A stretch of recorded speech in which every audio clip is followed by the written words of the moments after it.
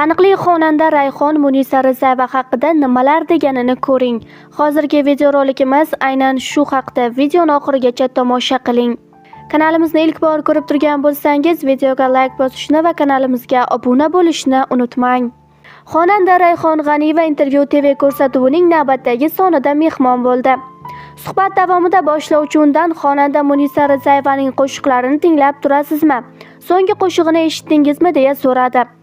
Rayhon savolga biroz o'ylanib javob berdi. Rostini aytsam, Munisaning oxirgi qo'shig'ini hali eshitmadim. Uni qanaqadir ma'noda biroz tushunmadim. U juda hissiyotga beriladigan, emotsional odam. Balki aynan shuning uchun shunday qilgandir. Shuningdek, xonanda har bir insonning hayot yo'li alohida bo'lishini ham ta'kidladi. Mening alohida yo'lim bor, uning ham alohida yo'li bor. Mening o'z oilam bor, uning ham o'z oilasi bor. Eng muhimi ikkalasi ham baxtli bo'lsin. Men ularga faqatgina baxt tilayman, dedi Rayhon. Xonandaning bu mulohazali va samimiy javobi tomoshabinlar tomonidan iliq kutib olindi.